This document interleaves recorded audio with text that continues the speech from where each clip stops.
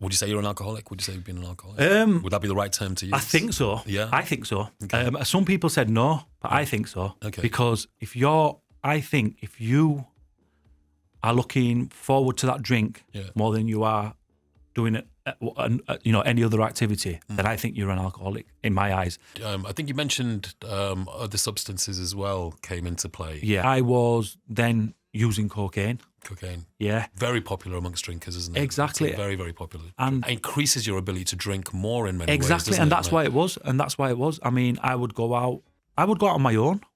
I'd be in Leeds City Centre on my own, just bouncing about from bar to bar. City Centre? Leeds City Centre, yeah. You would be able to get into bars by yourself as a brown man. Yeah.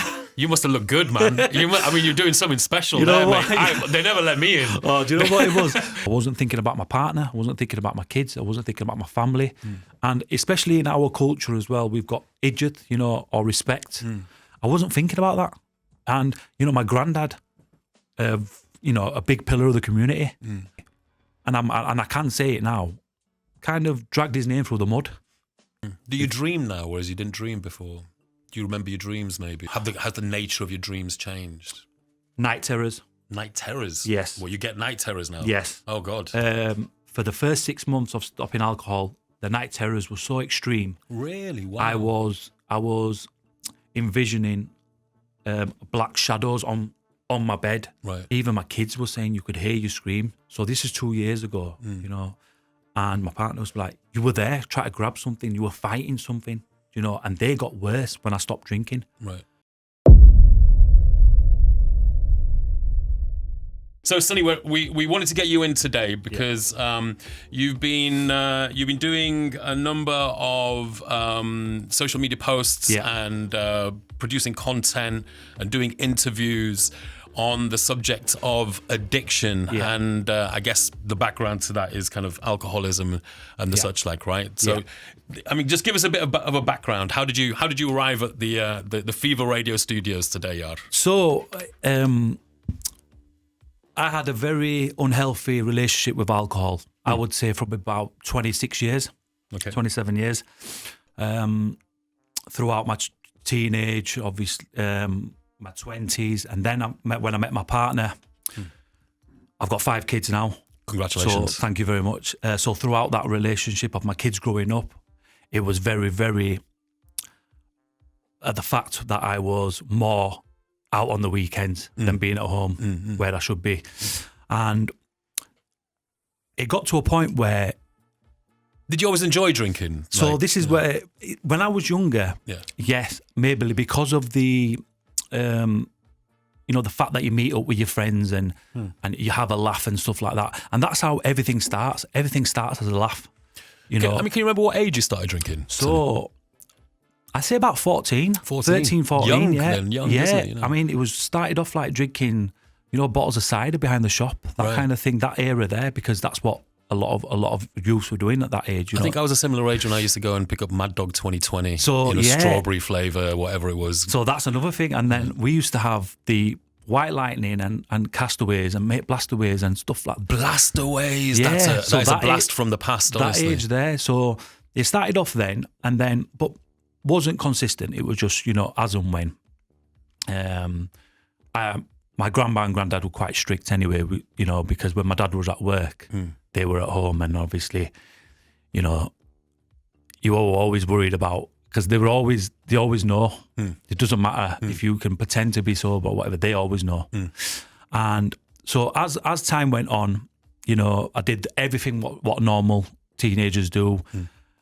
I was quite tall anyway. I started getting beard growth, I think, at 15. Wow. 40, 50. So I was in pubs.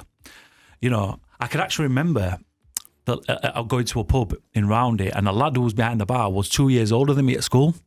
So he was like, I know you from school. Right.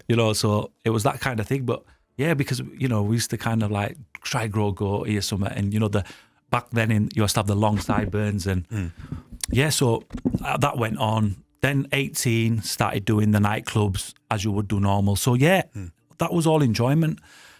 I think, as I was mentioned yesterday on one of my live channels, instead of it being on a weekend, I wanted that feeling all the time. Yeah, right. You know, even during the week. Yeah, right. So it was affecting my work life now. Can I ask you though, Sonny? I mean, you know, this is. I can ask what your age is as well. So I'm 41. 41. So you're a little bit younger than I am, man. Yeah. But you know, I mean, back in those days, I mean, you look well, by the way. Thank you. Yeah, Thank you. Well. It's the diet. Yeah, I'm telling you. Yeah, definitely. I mean, just thinking back in when I was a kid, anyway. Yeah. There wasn't really much for us to do. There wasn't really a place for me to go, and you know, we didn't have much money. Things cost money if you wanted to join karate groups or what have you. They literally, growing up as a kid, there was very limited opportunities for me to go and explore other things. Yeah, definitely. And it seemed like the thing that you do socially is you go to bars and clubs, and you know, that's kind of what you do in England. Yeah. Do you know? And I think it's an escape as well, because like you say, then when you are in hardship, whatever the hardship is, whether, you know, you may come from a single parent family, you may come from a family who's not well off, you know, so you're looking at other people and you're like, oh, I can't have that, you know. So you kind of try and numb the pain, you know, because let's get it right. It doesn't matter where you are in life. When two people are drunk, it levels out. You know, both people can kind of like share a similar platform. And I think that's what it was for us as well. It was easy because we could just, you know, meet up and someone could say, oh, it's easier to get like a fiver, £3-4 each, and buy yourself a £6 bottle of cider. Right. Which was, you know, like I said, I look back and it's disgusting. You know, it's absolutely disgusting. I can remember the taste, but it was affordable. Yeah, right. You know, at a young age and stuff. So I completely agree with that. And I think I had a lot of freedom as well. You know, so, and I'm not like, I'd never blame anybody around me for how I think, but I was always like, I'd always want to try something. Right. Does that make sense? So I grew up obviously seeing my family gatherings, everyone having a drink, and different generation, because how they drank and how they enjoyed themselves, completely different to how I did it. But we always wanted that. You know, you came home on a Friday and Saturday night, your uncles were sat there and everybody was having a laugh. Right. There'd be food getting cooked and whatever. So you try and replicate that. But then you're still behind a shop. You know, you're in a, how can I put, a grimy scene anyway. And then it just spirals from there. Right. You know, because I guess, I mean, so you were in an environment where, I mean, drinking was normalised as well to some degree. When for me growing up, you know, we go to the weddings and, you know, there was just alcohol everywhere. Yeah, of course, like, Johnny Walker bottles on the table, Bacardi bottles on the table. Yeah. Normalised, man. Like, you know, people get drunk before they start dancing to a LARP or whatever on the dance floor. I mean, good days when I think about it.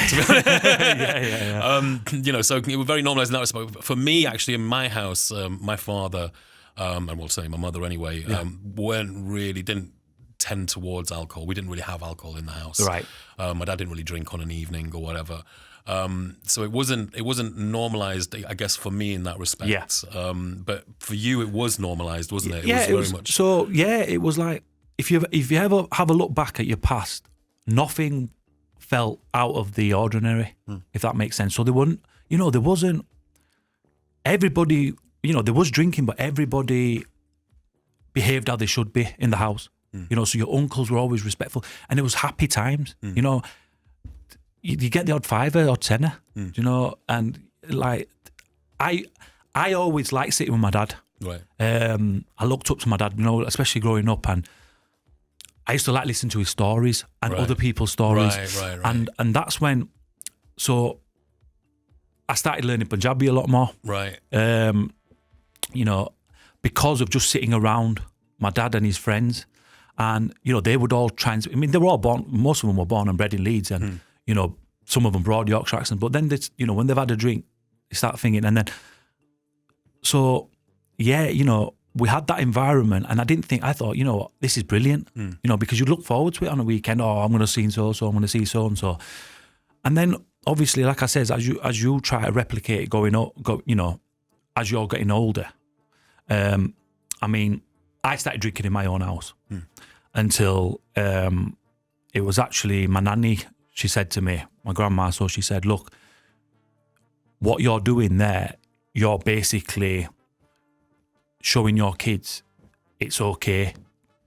And it's, that, right? It's almost like... I mean, that's kind of what I'm suggesting in a way. It was normalised to you at a young age. So we did it going on, you know. And that's exactly what it was. So I didn't think much wrong. I didn't think there was much wrong. Yeah. I mean, I can actually tell you a time my missus was counting how many bottles of beer I had. We was at we had some family around, and obviously we're drinking and stuff like that, and the kids are there and stuff. And she was actually counting, and when she told me how much it was, and it actually hit reality, at that point I was like, you know what, it's not on this, especially around the kids and stuff, you know what I mean? So, you know, that went on for a bit. I stopped going out, but I was still drinking at home. Maybe Friday night, Saturday night, Sunday I used to do an all-dayer, you know, so I'd get up in the morning, go do my shopping, by say 12 o'clock, you'd crack one open, whatever football were on or whatever, watch a bit of TV with the kids. Right. Summer was even worse because it will, you know, the sun was shining at 7 o'clock in the morning. Right. I will also mention as well, lockdown played a massive part for me. I think for a lot of people, yeah. I think lockdowns, you know, it shone a light upon people who were already suffering with addiction. Exactly. Because suddenly it becomes very apparent. All the other things are ripped away, and you're just, you know, you're just doing this addictive kind of behaviors. Yeah. But then also, I think it potentially caused a lot of people to fall into addiction. Yes, because during that time. Yeah. So personally, I don't know if you can remember the first lockdown. We had sunshine constantly from the 1st of March. Right. It was almost like summer out of the ordinary. The weather just... So from the first day when we were doing the talks, you know, when they announced that everybody's going into lockdown, the weather was fantastic. Yeah. I can remember, you know... I think people said because the planes stopped, the chemtrails had gone, hadn't they, or something like that. You that. know, and that's what it probably was, you know. Look, I can't really comment on that. I'm not really into that. It's conspiracies, whatever. But, you know, maybe, because it was, like I said, I've not seen weather like that since. And so, you know, you got used to being at home now. People started, you know, at the beginning, people started doing healthy. They started going for, you know, eating healthy foods. Air fryer was massive. Air fryer came in. But then after a bit, people got fed up, started drinking. You know, so I can remember it was so hot. We was like drinking at 11 o'clock in the morning, 11:30, just doing barbecues, and because you had nowhere to go. You didn't have to go to work. You couldn't drive anywhere. So you were trapped in your own, like, I don't know, you know, your own prison in a way. And then people started realising that, we don't know what's going on. So then what do? You drink more because you don't want to face that reality. And that's what happened with me. So I think that escalated my drinking by another 30, 40%, 50%, I would say. Right. So yeah. And then that, would you say at that point during the lockdown, that was the heaviest you'd ever been a drinker? Had you reached a point where you were drinking more than you'd ever done? I think so. In how long had you been drinking at this point? So I'd been 20 drinking years. Yeah, 20 years. But I think it was the fact that I wasn't. So like if it wasn't the lockdown and it was a Tuesday, I won't just sit there and get a crate of beer and have a drink during the day because you have work to go to, or the kids are going at school. But the fact that there were no rules in the house. You weren't going anywhere. The kids weren't at school. So you just did it. Right. And I think that's what, you know, and it kind of made it normal for me. Right. So, you know, I'm going back to a little bit earlier on, I suffered with mental health since 2008. Massively had a breakdown. One of my eldest son, second born, was born 3 months premature. Right. 6 months of absolute, you know, nightmare it was. It was hospital visits. He wasn't allowed. He was in an incubator for 6 months. Right. So that, again, you know, so when you throw mental health in with the alcohol, you also treat it like a medicine. Yeah. Because for that moment in time, you forget. Yeah. You see where I'm coming from? And then if you do wake up in the morning and you feel down, you put it down to the alcohol. You don't put it down to the depression. Yeah. So there was no fine line between. I mean, and also it's worthwhile saying, so if you're in the throes of an addiction, you know, which kind of controls part of your life, then it makes dealing with the difficult aspects of life Yeah, it makes that much more complicated, doesn't it? It's harder to deal with the problems when they come up. Definitely. And I think personally, I'm not talking about any other else. I threw a lot on my partner. Yeah. I basically gave her, I would say, and I feel ashamed, 90% of the responsibilities. Right. 5 kids is not easy anyway, for 2 parents. But just imagine you've got me who's, don't get me wrong, I spend time with my kids. I love my kids. I never abandoned them or anything like that. I was always at home, but I should have contributed more. And because I was putting myself in that predicament by drinking and obviously not addressing the situation that I had, I think that's what kind of got me onto stopping. Okay. Basically, so I mean, it's been like 20 years. You've been drinking. You've been an alcoholic. Would you say you're an alcoholic? Would you say you've been an alcoholic? Would that be the right term to use? I think so. Yeah, I think so. Okay. Some people said no, but I think so. Okay. Because if you are looking forward to that drink more than you are doing it, any other activity, then I think you're an alcoholic in my eyes. I'm not saying about anybody. Some people might look at it and like, no, not really. Because I was sensible as well because I used to drive, so I never drank Monday to Thursday if I knew I was driving. But I think the fact that I drank that such heavy amounts over that 3-4 day period over the weekend, I compensated for what I missed during the week. Right. It's like this, if you started doing exercises and you do a diet now, so you've done a fantastic diet Monday to Thursday, and then you think, right, I want to go get a kebab, a pizza, a burger, right, and finish it off with a gatto. Now, so all you've done is all that work you've put in for them 3-4 days, you've just ruined it. Sabotaged. Yeah, sabotage. And I think that's what I did. So, yeah, and I would class myself as that. And so when I decided to do, it just started off as a dry January, 3rd of January 2022. I just thought, you know what, I'm going to not have a drink this week. And I just took everything day by day, week by week. But then I think once I was into it a few weeks, I started to realise, and you look back at your habits and you realise 1 minute, wow, you did have a problem, and clarification only happened months in. I'm not saying it happened straight away because I think I've done dry January up until March a few times over the few years. It's that typical, I'm going to go to the gym now. It's January, I'm a new man. So you go to the gym January probably till the end or beginning of February, and that's it. Yeah. You're back to your normal habits. So yeah, I think so. Going into the further, so you've done dry January a few times. You said on this journey, right? Yeah. And sometimes until March, you were saying, right? I think the longest was March before this. Pretty impressive, man. Yeah. Right? It's pretty impressive. What were the things that would bring you back to the drink in those cases? What were the slip-ups, or what were the triggers, or what would happen? Social media, WhatsApp groups, right. Fear of missing out.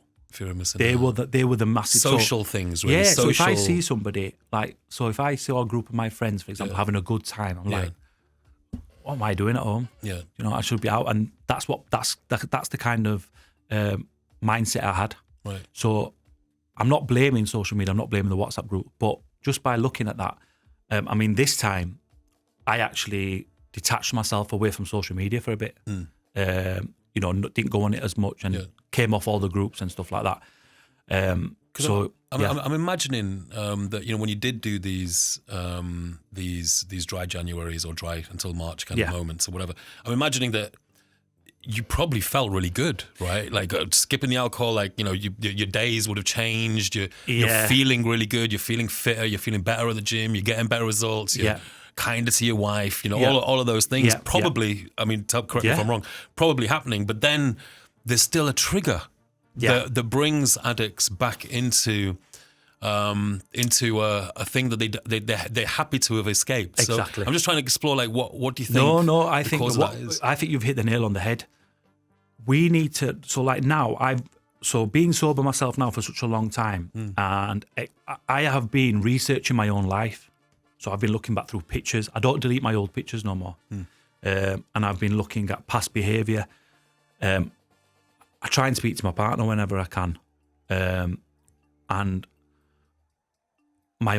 asked my uncle what was my behaviour like, on just certain people, because it's important to realize what you was like as that person. So it kind of like for me, when I detached myself away from everything, I kind of realized what kind of person I was when I was drinking, and that trigger there, you have to realize what your trigger is and remove it slowly, because I knew then I can't be on a WhatsApp group, I can't look at my friends' videos, I can't look at Snapchat because I can't risk looking at them having a good time, a wholesome time, and me saying, oh, because some of these lads are fantastic lads. They go out and have a few drinks. Yeah. They have something to eat and they go home. Then you have the odd person like me who doesn't know when to stop. And I'm actually working on a project at the moment, and it's going to be called Nothing Good Happens After 12 o'clock. Because I believe after 12 o'clock at night, 12 a.m., nothing good happens. You know, I can personally vouch for that. Right. You know, you've got violence. Yeah. You know, you've got just ending up at random parties. Right. So there's always negative things in my own head. That's how I think of things. And I've always wanted to be one of those people that wakes up early in the morning and is like, wow, you know, it's a new dawn, it's a new day. You know, for me, I'm so happy to be alive. I've always wished I wasn't one of those people, but actually, Sunny, I wake up every morning, I'm like, yeah, I just want to sleep for another few hours, man. You know, but I've always wished, and you know, it's noticeable when you meet people who are morning people. Yeah, they tend to look happier, like, you know, like smarter, like just. Yeah, I mean, I'm definitely the early person because I go to bed early. Oh, yeah. I mean, my friends used to joke about me. I'll have, you have your pajamas. We don't ring you after 6 p.m. because you have your pajamas on. You're ready for bed. I've always not been able to sleep past a certain amount of time.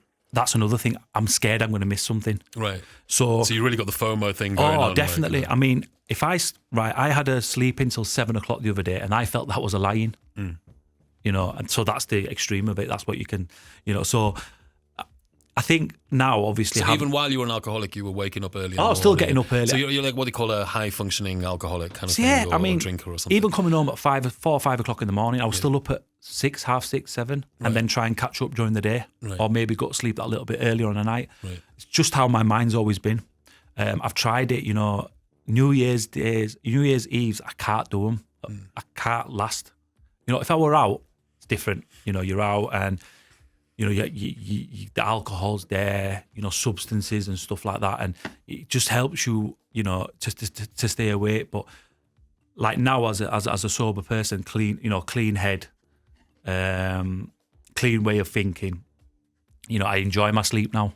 You know, and you know, I try and get 8 to 10 hours of sleep. I know some people sound it's a bit too much, but I kind of still keep that routine going. Do you dream now, whereas you didn't dream before? Do you remember your dreams maybe, or something like that? So, has the nature of your dreams changed? Night terrors. Night terrors? Yes. Well, you get night terrors now? Yes. Oh, God. For the first 6 months of stopping alcohol, the night terrors were so extreme. Really? Wow. I was envisioning black shadows on my bed. Right. You know, even my kids were saying you could hear you scream. So this is 2 years ago, you know, and my partner was like, you were there, trying to grab something, you were fighting something, you know, and they got worse when I stopped drinking. Right. And I don't know what that was. I always put it down to, you know, there's something in your mind because you've always had alcohol to knock you out, you know, on a night. This time you're doing it on your own. And like I said, the mental health never goes away. Your addiction never goes away. You just learn to control it better.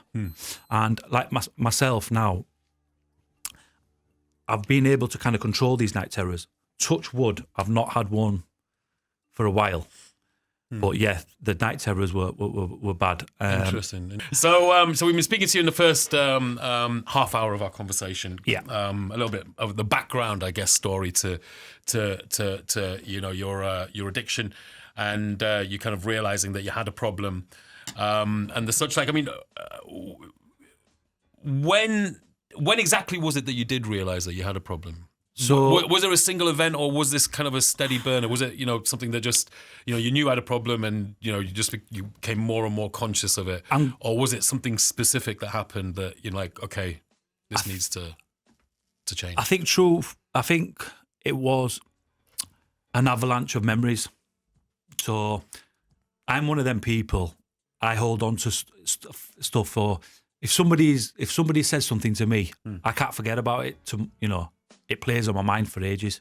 So, if I have an argument with somebody, it'll play on my mind for a long time. Even though, yeah, we might have made up, or whatever, but it'll play on my mind. I've got very, it's kind of heart I've got. You've got an active imagination. Thank you. That's, yes, I'll put it like that. And I think what had happened was when I actually stopped drinking and then my thoughts became my own.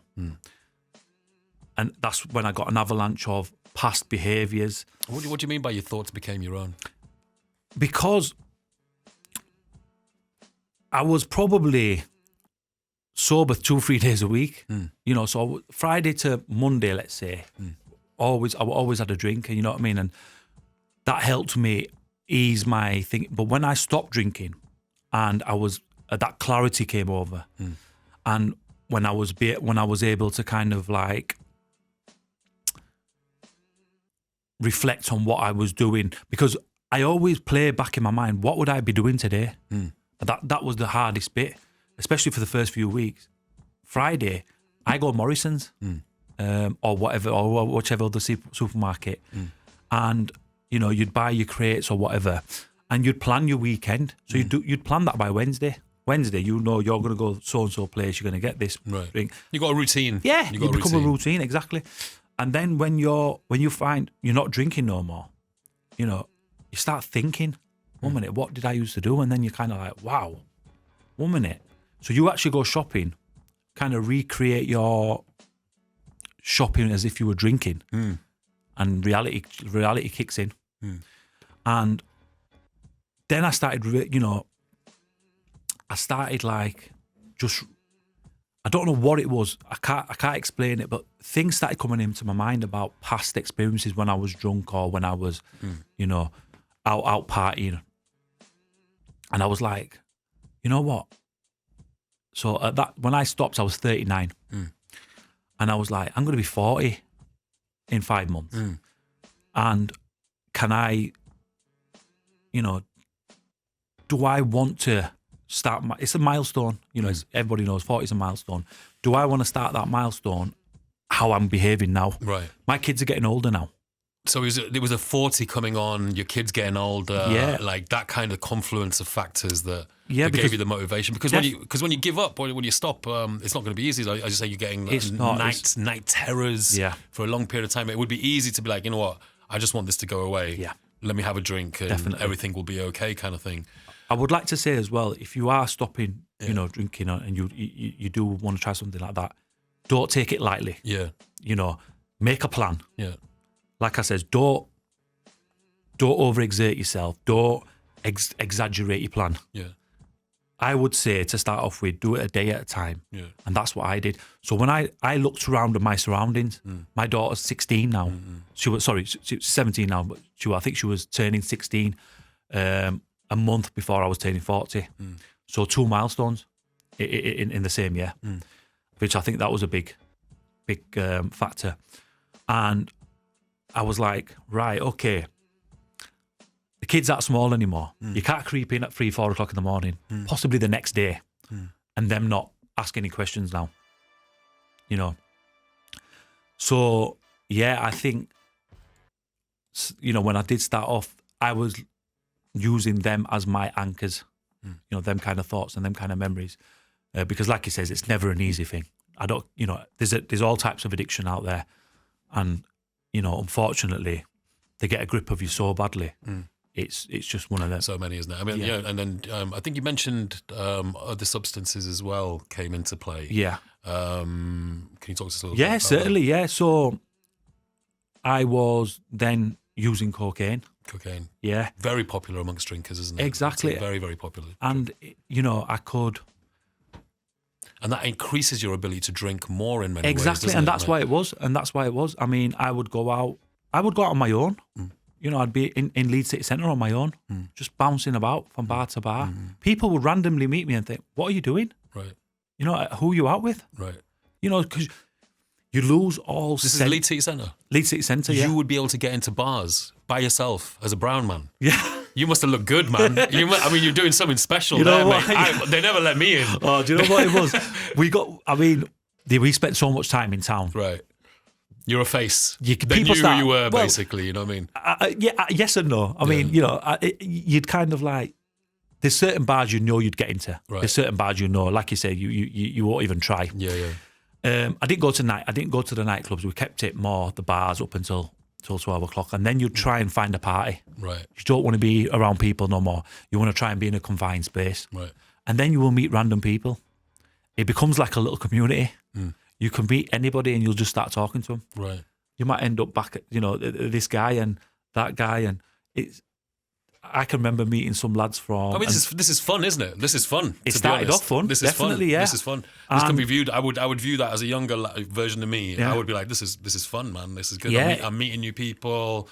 Do you know what I mean? And, yeah. We're getting into interesting environments and stuff. Yeah, but then obviously then the not so.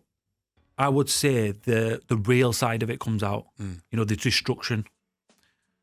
The day after. Yeah, the day after, but also, days after.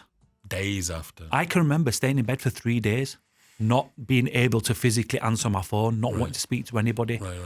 I'd literally lay in bed, go have a shower, get straight back to bed, order a takeaway, and I'd just watch every, gangster movie I could find.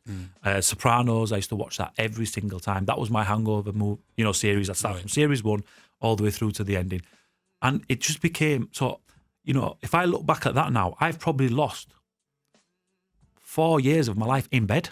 Right. Just laying in bed. Right. Just recovering. Just because of that. Yeah, because what people don't realise is it's fun at the time. But if you are a person that's took substances or takes substances, you'll probably agree, or you probably won't agree. It's only the first 5 minutes which is fun. After that, it's game over. You lose all respect. You lose yourself. You become a person that people can't recognise. It was like I've got some close friends who, thankfully, were open enough to say to me, "Look, we remember you then." Do you see what I'm coming from? You lost dignity. There was no dignity in what you were doing. Right. And I'm ashamed of saying it now. I was openly doing it sometimes. Yeah. I was speaking to somebody who I've not seen for a long time, and that's it, straight in front of them. And the person looked at me like, wow, what are you doing, dude? Like, exactly. What just happened here? What are you playing at, kind of thing. And see, I didn't do it as the fact that, yes, I'm doing that. I did it because it made me forget. Right. Like I said, my mental health. So, I mean, cocaine's very expensive, isn't it? And then very obviously expensive. If you're drinking in bars and all the rest of it, very expensive as well. So I guess this was taking a financial toll. Massive financial toll. You've got 5 kids. Yeah. So, in a way, I was taking away money that was meant to be for the home. Right. Because I was never well off. I just worked. I've always worked since I was 16. Weekly wages back then, 250 to 450 quid. You might maybe do some overtime. But then it took you all that time to earn the money, and now you've spent it, plus whatever you may have borrowed. And then you kind of like put yourself into a loop. And then people tend to they will back away from you because they're like, 1 minute, I can't be bothered with this guy. He's you can tell when when you are under the influence, people will know. It doesn't matter how much you think you can hide it, you can't. And we need to realise that. Yeah, and if it's in an inappropriate situation, exactly. So it doesn't go down very well. It doesn't go now. So for example, there were times where we'd go for a drink and we'd go to a restaurant. Now there's families in these restaurants. Yeah. Maybe some kids. Yeah. And you're constantly back and forth to the toilet, and your face might be people. You can tell your jaws left, right, and centre. And you look and you think to yourself, wow. You know, like...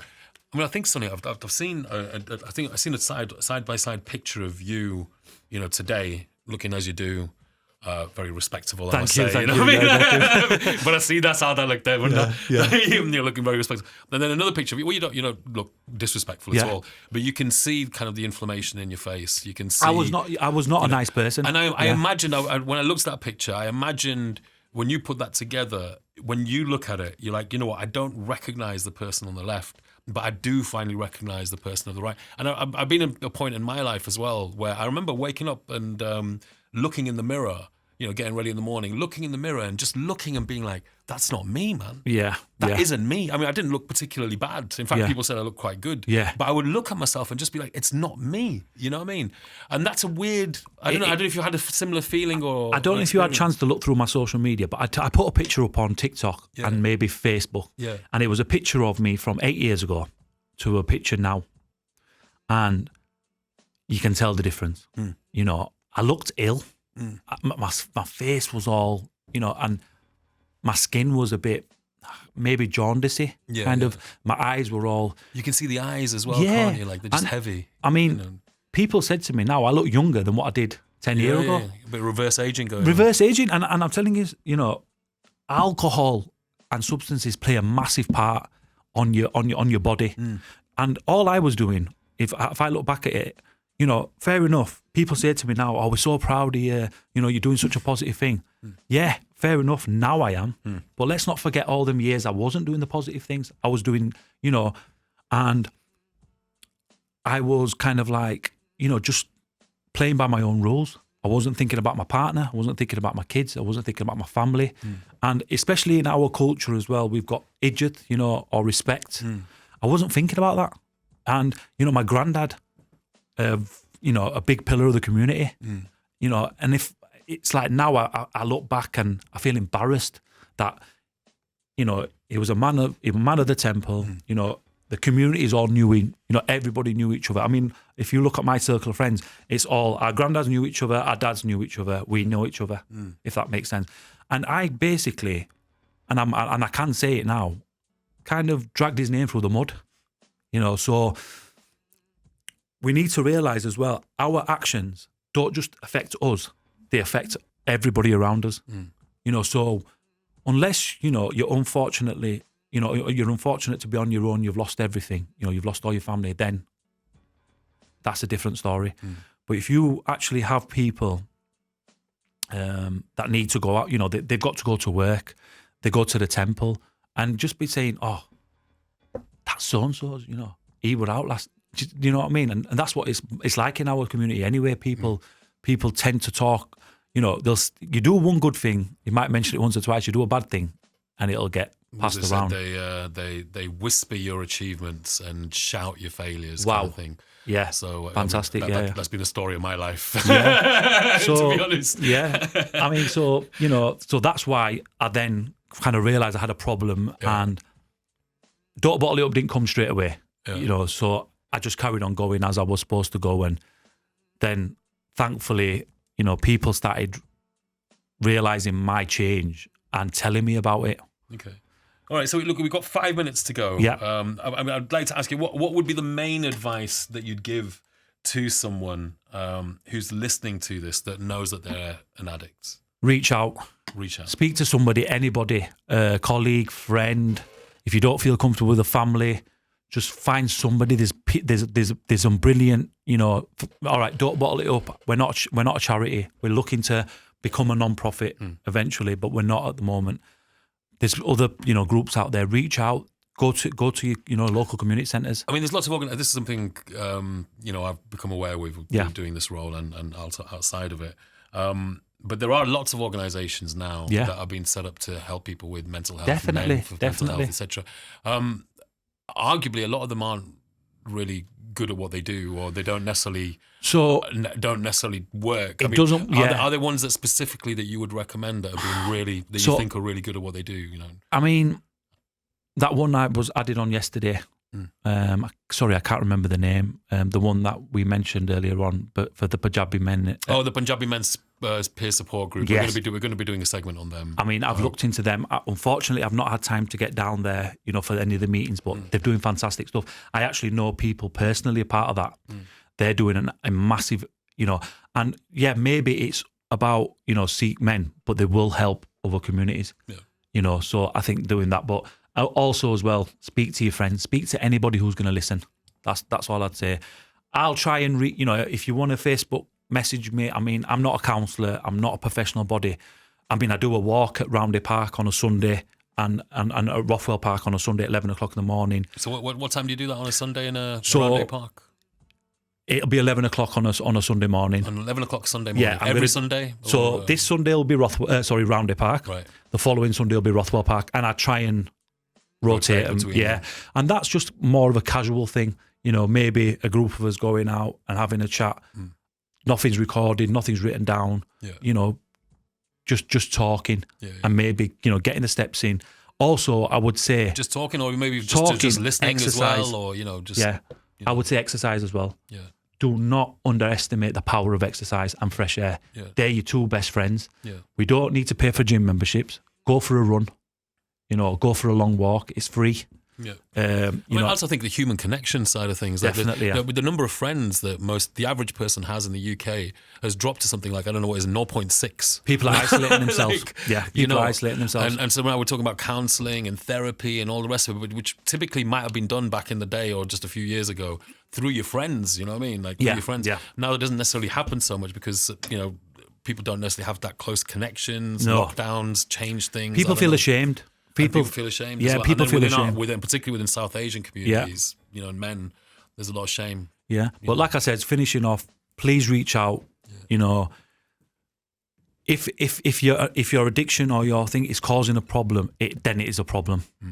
That's it. There's no ifs or buts or coconuts. So just reach out, exercise, and please follow Don't Bottle It Up and Punjabi Men's Health, and just also there's Leeds Mind. Just anybody that'll help you. Yeah, and, I mean, I can testify that whoever you can connect with. Yeah, if you recognise that you've got a problem. Yeah, you see it within yourself. You're not able to stop for whatever reason. Yeah, just externalizing it a little bit with somebody that you can feel safe with. So that can be in a private organisation where you don't know anybody. Yeah, it could be a good friend that you trust. Yeah, it could be anybody, but it's important to kind of externalize that information and start talking about it. In order to come up with a mental plan in some ways to what you need to do to overcome the issue, isn't it? Yeah, definitely. I think these things that you're doing are like, the walk and talk, in Roundhay Park and elsewhere. Yeah. I think that, they're little gestures. Yeah. That can go a long, long way. I hope so. And like I said, we're not here to try and change the world. I mean, it's just something. It was a friend of mine that it was his idea really, to go when I did my first video. But I never expected it to be where it is today. I never expected to be sat here and openly talking about my past. I mean, I know people are going to be sat there, especially in the Asian community, like, what the hell has he just done? He's just openly admitted about his thinking, but. Look, I'm in a position where I can do this and I will speak on behalf of everybody, and I will be as open as I can, just so I'm not expecting everybody to do the same, but just take my stories and realise, wow, that sounds a little bit like me. Yeah. Maybe I've got a problem, and that's it really, Well, I'll tell you what, I'm really thankful for you, Sunny. Yeah. Thank you for giving me the opportunity to come on. We were really thankful for you. And as you say, it's difficult for people to talk about this subject. Yeah. You see that you're in a position where you can. You're not doing this for financial remuneration. That's very, very clear. You're literally doing it out of a goodwill, good heart. I'm trying, I want my kids to be proud of me finally, and like I says, and for you to be proud of yourself. And to be proud of myself. I think you've got a lot to be proud of anyway. But I'm just saying, thank you. It's also a little bit about if we can be gentle with ourselves, if we can be happy with ourselves. Yeah, it goes a long way to creating a happy world, doesn't it? No, absolutely. All right, so once again, thank you so much, Sunny Singh. Thank you for giving me the opportunity to talk to us. It's been an absolute pleasure. I hope you come down and talk to us again more in the very near future. Anytime. Things go from here. It's been a wonderful Thank you very much. Thanks. All the best. Thank you.